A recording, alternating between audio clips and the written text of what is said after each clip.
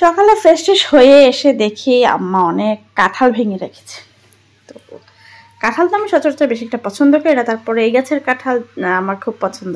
তো অনেকটা খেলাম, খেয়ে পাশের রুম দিয়ে হাঁটার সময় হঠাৎ করে দেখে এই যে জনাব এসে হাজির। প্রত্যেকবার বাড়িতে গেলে এই জনাবের তো ভিডিও একটা করতেই হয়। এই জনাব যে কি পাইছে এই জানালার মধ্যে আল্লাহ জানে, সারাক্ষণ এই জানালার মধ্যে উড়াউড়ি করতে থাকে আর ঠুকুর ঠুকুর করতে থাকে। তো দুপুরবেলা রান্নাবান্না আমার শাশুড়ি করেছিল। তো এটা ছিল ঈদের আগের দিনের ভিডিও, মেবি খুব সম্ভবত, না এর আগের দিন, ঠিক খেয়াল নেই। তো বিকেলবেলা আব্বু ফোন দিয়ে বলছে যে কিছু নারকেল, তারপরে গাছ থেকে কিছু লেবু আর বাড়ি থেকে ঘি পাঠিয়েছে। আমার শাশুড়ি সবসময় কিন্তু বাসায় ঘি করে, তো ইদানিং আমার ঘিটা তেমন একটা উঠাচ্ছে না, একটু ব্যস্ততার কারণে। তো আমাদের বাড়িতে ঘি করা হয়েছে, তো পোলা টোলার জন্য লাগবে, সেজন্য আম্মু একটু ঘি পাঠিয়ে দিয়েছে।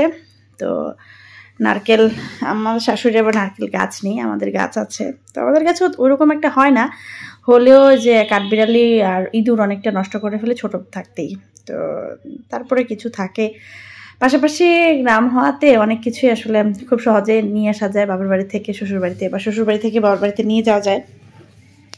আমাদের কাছে লেবুগুলো হচ্ছে কি লেবু আমি ঠিক জানি না, লেবুগুলো অনেক বড় বড় হয় আর অনেক সুন্দর ঘ্রাণেই পেট ভরে যায়। বিকেলে বসে বসে একটু গল্প করছিলাম শাশুড়ির সাথে, আর এই রাজহাঁসগুলোকে দেখছিলাম। তো আমি বাড়িতে আসলে সবসময় আমার শ্বশুরকে সন্ধ্যাবেলায় কোনো না কোনো নাস্তা করে দেই। আমার শ্বশুর আবার এগুলো খেতে খুব পছন্দ করতে। জিজ্ঞেস করলাম আব্বা আজকে কী খাবেন। আগের দিন আমি করেছিলাম চিকেন ফ্রাই, তো একদিন করেছিলাম মোগলাই। তো বলতেছি আজকে আব্বা কী খাবেন, বলতেছে তোমার যা ভালো লাগে তাই করো, কারণ আব্বা ভালোই জানে আমি যেটাই তৈরি করি সেটা খুব ভালোই হবে। তো আমি এখানে হাতেই পুরি বানিয়ে নিচ্ছিলাম, আলু পুরি। বেলাবেলি ঝামেলা না করে ডোটাকে একটু ভালোভাবে রেডি করে নিলে, একটু নরম করে রেডি করে নিলে হাতেই পুরিটা তৈরি করে ফেলা যায়। তো হাতে পুরিটা তৈরি করলে হয় কি, অনেকটা পরিমাণে পুর ভিতরে দেওয়া যায়। আর বেলাবেলি করতে গেলে অনেক সময় দেখা যায় বেলার সময় ভিতরে যদি হাওয়া থাকে তাহলে ফেটে যায়, বাট হাতে যদি চেপে চেপে করা হয় এটা ফাটে না, যদিও কিছুটা মোটা থাকে, বাট পুর অনেকটা বেশি দেওয়া যায়, ফাটেও না। তো আমি এখানে সন্ধ্যাবেলায় মাগরিবের পরে পাকের ঘরে বসে বসে গুলা করছি। আর যেহেতু আয়োজন একটু বেশি হলে আমার কাছে পাকের ঘরে করতেই বেশি ভালো লাগে, কারণ গ্যাসের চুলায় করতে গেলে অনেকটা সময়ের প্রয়োজন। তো আমি ম্যাক্সিমাম সময় কাজগুলো পাকের ঘরে করে ফেলি। তো আমি এখানে বসে বসে করছিলাম, ভেজে ভেজে দিচ্ছিলাম, আমার শ্বশুরকে নিয়ে দিচ্ছিলাম আর কি। আর আমার ছেলে তো আছে, তো আমার ছেলেকে যদি আমার শ্বশুর শাশুড়ি রাখে তো আমার কোনো কাজ করতে কোনো ঝামেলাই হয় না। স্বাভাবিকত বাচ্চাদেরকে কেউ যদি একটু প্যাম্পার করে রাখে তাহলে কিন্তু মায়ের কাজ করতে কোনো অসুবিধেই হয় না। তো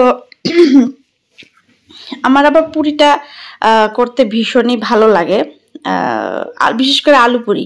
ডাল পুরি তো একটা পছন্দ না, বাট আলু পুরিটা ভীষণই পছন্দ লাগে। এই বাবা কারেন্টটা চলে গেল। তো এই যে দেখুন পুরিটা করেছি, উপরটা বেশ মুচমুচা হয়েছে আর ভিতরে একদম আলুতে ঠাসানো। আর যেদিন আমি এইসব ভাজা পুরি কিছু একটা করি, একটু সবাই খেতে খুব পছন্দ করে, সবাই সন্ধ্যাবেলা খাওয়ার পরতে শেষ, আমার আর বাসায় ভাত করতে হয় না। তো সারা বছর তো বাসায় গ্রামে থাকি না, অল্প অল্প একটু সময় থাকি, তো চেষ্টা করি শ্বশুর শাশুড়িকে একটু মন মতো কিছু করে খাওয়ানোর জন্য, যেহেতু আমার শ্বশুর তো অনেক পছন্দ করে। আজ পর্যন্তই, আল্লাহ হাফেজ। শ্বশুর শাশুড়িকে সেবা করবে, ঠিক আছে।